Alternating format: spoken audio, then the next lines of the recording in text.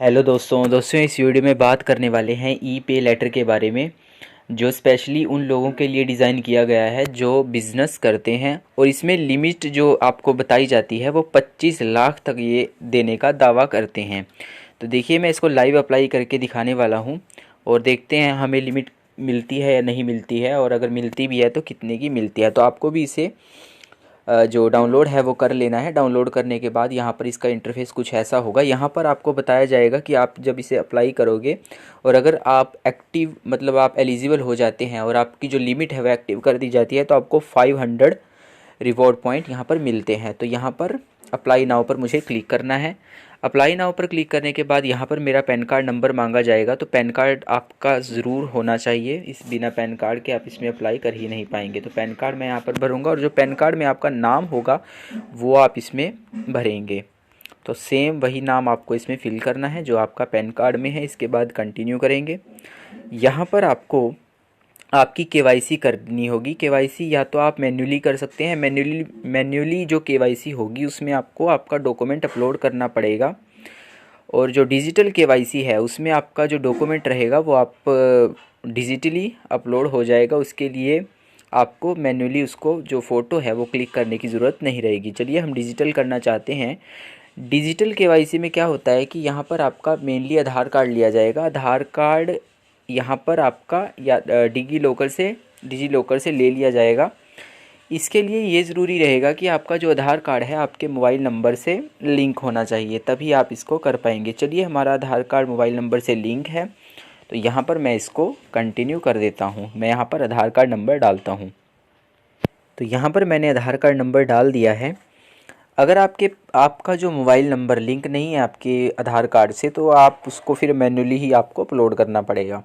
तो चलिए, हम नेक्स्ट पर क्लिक कर देते हैं। अब जिस मोबाइल नंबर से आपका जो जो आधार कार्ड है जिस मोबाइल नंबर से वो लिंक है तो उस पर ओटीपी भेजा जाएगा। ओटीपी को यहाँ पर फिल करना है। तो ओटीपी को मैं यहाँ पर वेट कर लेता हूँ। ओटीपी का ये जो ओटीपी है यहाँ पर दिखाया जा रहा है कि इतने टाइम में भेजा जाएगा। तो वेट कर लेते हैं। जैसा कि आप देख सकते हैं कि ओटीपी आ चुका है। अब ओटीपी को यहाँ पर फिल कर देते हैं। अब कंटिन्यू करते हैं। कंटिन्यू करने के बाद यहाँ पर मेरा जो डॉक्यूमेंट है वो सक्सेसफुली अपलोड हो जाएगा। थोड़ा सा वेट करना पड़ेगा। तो थोड़ा सा वेट करने के बाद यहाँ पर आपको परमिशंस ली जाएंगी आपसे। तो यहाँ पर अलाउ करना है। परमिशंस अलाउ करने के बाद आपका जो आधार कार्ड है वो सक्सेसफुली अपलोड हो जाएगा। तो यहाँ पर आप देख सकते हो मेरा जो आधार कार्ड है वो सक्सेसफुली जो अपलोड है वो हो चुका है। अब मुझे थोड़ा सा वेट कर लेना है। यहाँ पर लोडिंग हो रही है तो मैं थोड़ा सा वेट कर लेता हूँ। तो थोड़ा सा वेट करने के बाद यहाँ पर थैंक यू का मैसेज आ चुका है जिसमें आपको बताया जाएगा कि आपका जो डॉक्यूमेंट है वो अपलोड हो चुके हैं। अब मुझे ओके करना है। ओके करने के बाद यहाँ पर अब जो जीएसटी नंबर है जो आप अगर बिज़नेस करते हैं तो अगर आप कोई जो आपका आईटीआर है वो फिल करते हैं तो यहाँ पर कोई नंबर मांगेगा। तो चलिए, हम ऐसा कुछ फिल नहीं करते हैं तो इसको स्किप कर देते हैं। अब यहाँ पर आपको आपके बिज़नेस की डिटेल्स भरनी होगी। जैसे मैं बिज़नेस की डिटेल्स यहाँ पर भर देता हूँ। तो यहाँ पर देखिए, मैंने बिजनेस डिटेल्स इसमें फ़िल कर दी हैं। आपको भी ऐसा ही करना है। नीचे आपको अपलोड बिजनेस डॉक्यूमेंट पर जो ऑप्शन मिल जाएगा जो आपके बिज़नेस डॉक्यूमेंट है उसको अपलोड करने का। लेकिन ये बिल्कुल ऑप्शनल है, ये आप फिल करें ना करें इसमें आपकी मर्ज़ी है। तो आगे बढ़े पर मैं क्लिक कर देता हूँ। इसके बाद यहाँ पर मेरी जो प्रोसेसिंग है वो शुरू हो जाएगी। मुझे थोड़ा सा वेट कर लेना है। तो यहाँ पर देखिए, मेरी जो एप्लीकेशन है वो सबमिट हो चुकी है और जो मुझे लिमिट बताई जाएगी वो लिमिट तुरंत के तुरंत बताई जाएगी। यहाँ पर जो मेरी लिमिट है वो देखिए 25,000 अप्रूव हुई है। तो इसके लिए मैं इसको लेने के लिए आगे बढ़ता हूँ। तो मैं आगे बढ़ो पर क्लिक करूँगा और यहाँ पर आपको बताया जाएगा टर्म्स वगैरह के बारे में। तो यहाँ पर लोन एग्रीमेंट आपको दिया जाएगा। इसको भी मुझे एक बार पढ़ लेना है। लोन एग्रीमेंट आप ज़रूर पढ़ लीजिएगा क्योंकि ये बहुत ज़रूरी होता है।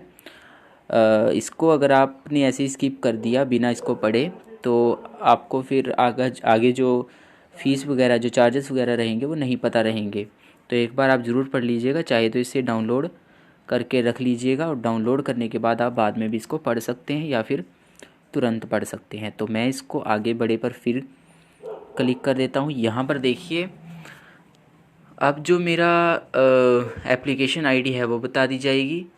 अब मुझे यहाँ पर नाच को एक्टिवेट करने के लिए बोला जाएगा। नाच का मतलब आप सबको पता होगा कि यह ऑटो डेबिट के लिए होता है, मतलब आपका जो ऑटो डेबिट है वो सेट करने के लिए यहाँ पर बोला जाएगा। तो आपको यहाँ पर ऑटो डेबिट सेट करना होगा। ऑटो डेबिट सेट करने के लिए आप कंटिन्यू करेंगे। यहाँ पर आपको क्या करना होगा, आपको जो अकाउंट होल्डर का नेम है वो लिखना होगा, अकाउंट नंबर लिखना होगा, IFSC कोड लिखना होगा। इसके बाद आपको खाते का प्रकार लिखना होगा, मतलब आपका खाता किस टाइप का है, मतलब करंट अकाउंट है, सेविंग अकाउंट है, या जो भी आपका अकाउंट है वो आपको यहाँ पर लिखना होगा। तो चलिए हम अपनी अकाउंट्स की डिटेल यहाँ पर फिल कर देते हैं। तो यहाँ पर आप देख सकते हो कि मैंने जो आप अपने अकाउंट की डिटेल्स हैं वो फिल कर दी हैं। अब मुझे इसे सबमिट करना है और आगे बढ़े पर क्लिक करना है। तो मैं इसे सबमिट कर देता हूँ। सबमिट करने के बाद जो भी ऑप्शन रहेगा वो मैं आगे आपको बताता रहूँगा। तो यहाँ पर थोड़ी सी लोडिंग होगी, इसका मुझे थोड़ा सा वेट कर लेना है। वेट करने के बाद जो भी मेरा आगे का जो प्रोसेस होगा वो आपको बता देंगे ये कि आगे का प्रोसेस क्या रहता है। तो थोड़ा सा वेट कर लेंगे। तो यहाँ पर वेट करने के बाद मेरे पास नीचे ऑप्शन आ जाएंगे ई मैंडेट के और नाच के। तो यहाँ पर आप दोनों में से कोई एक चूज़ कर सकते हैं। यहाँ पर जैसे मैं ई मैंडेट को चूज़ कर लेता हूँ। इसको चूज़ करने के बाद यहाँ पर आपके पास ऑप्शन आ जाएंगे। यहाँ पर जो ऑप्शन आएंगे मैं आपको दिखा दूँगा। यहाँ पर देखिए ICICI बैंक का ऑप्शन मुझे मिल चुका है। यहाँ पर मैं इसको जो क्लिक है वो कर लूँगा। यहाँ पर 3 ऑप्शन मुझे दिए जाएंगे, मतलब 3 ऑप्शन के ज़रिए मैं इसको वेरीफाई कर सकता हूँ, चाहे तो डेबिट कार्ड, चाहे तो नेट बैंकिंग, या तो फिर आधार। जनरली नेट बैंकिंग और जो डेबिट कार्ड है वही पॉपुलर है नाच सेट करने में। तो आप दोनों में से एक को चूज़ कर लीजिएगा। चलिए हम यहाँ पर नेट बैंकिंग चूज़ कर लेते हैं। नेट बैंकिंग चूज़ करने के बाद टाइप ऑफ अकाउंट मुझे चूज़ करना होगा। इसके बाद मुझे ऑथेंटिकेट पर क्लिक करना होगा। तो मैं ऑथेंटिकेट पर क्लिक कर देता हूँ। इसके बाद ये मुझे रीडायरेक्ट कर देगा ICICI की जो नेट बैंकिंग है उस पर। यहाँ पर मुझे अपना यूज़र ID पासवर्ड डालकर जो वेरीफाई है वो करना होगा। आपका जिस भी बैंक अकाउंट का रहेगा आप उसके हिसाब से वो आपको डालना होगा। तो मैं यहाँ पर यूज़र ID और पासवर्ड डाल देता हूँ। उसके बाद मैं आपको आगे का प्रोसेस बता। तो मैंने यहाँ पर जो यूज़र ID और पासवर्ड डाल दिया है। अब मुझे पे पर क्लिक करना है। पे पर क्लिक करने के बाद यहाँ पर आपके पास OTP भेजा जाएगा, मतलब ये बैंक की तरफ से आपके पास भेजा जाएगा। ये जो OTP रहेगा ये यहाँ पर आपको फिल करना रहेगा। आपका जो भी बैंक अकाउंट रहेगा आप उस हिसाब से उसको फिल कर दीजिएगा, क्योंकि सब जो बैंक होते हैं उनका अलग अलग होता है जो भी नाच का प्रोसेस। तो आप उस हिसाब से इसको सबमिट कर सकते हैं। तो मैं सबमिट पर क्लिक करूँगा। यहाँ पर देखिए जो मेरे जो ऑथेंटिकेशन है वो सक्सेसफुली हो चुका है। अब मुझे थोड़ा सा वेट कर लेना है। वेट करने के बाद ये मुझे दोबारा से रीडायरेक्ट कर देगा, जो मेरा ई पे लेटर जो अकाउंट हो उस पर रीडायरेक्ट कर देगा। अगर ये रीडायरेक्ट नहीं भी करता तो यहाँ पर मुझे जो मतलब बैक है वो कर लेना है। ICICI बैंक में जनरली क्या होता है कि OTP देने के बाद भी सेकंड ऑथेंटिकेशन मांगते हैं ये लोग। तो सेकंड ऑथेंटिकेशन में यहाँ पर मुझे डेबिट कार्ड के जो ग्रिड नंबर होते हैं, जो ICICI बैंक में जिनका अकाउंट होगा उनको पता होगा कि यहाँ पर ये मुझसे मांग रहे हैं। तो मैं ये भी फिल कर देता हूँ। उसके बाद आपको आगे का प्रोसेस बताता हूँ। तो मैंने वो जो नंबर ये मांग रहे थे मैंने उसको डाल दिया है। अब मुझे सबमिट पर क्लिक कर देना है। सबमिट पर क्लिक करने के बाद मेरी जो प्रोसेसिंग है वो फिर से शुरू हो जाएगी। अब मुझे थोड़ा सा वेट कर लेना है।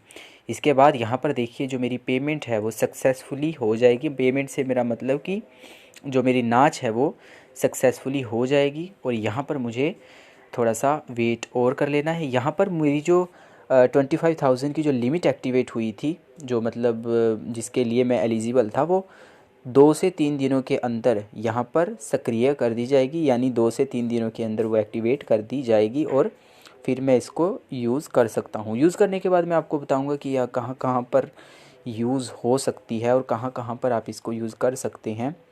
तो इसके लिए मुझे थोड़ा सा वेट कर लेना है। यहाँ पर आप इसके लिए ऐसे अप्लाई कर सकते हैं।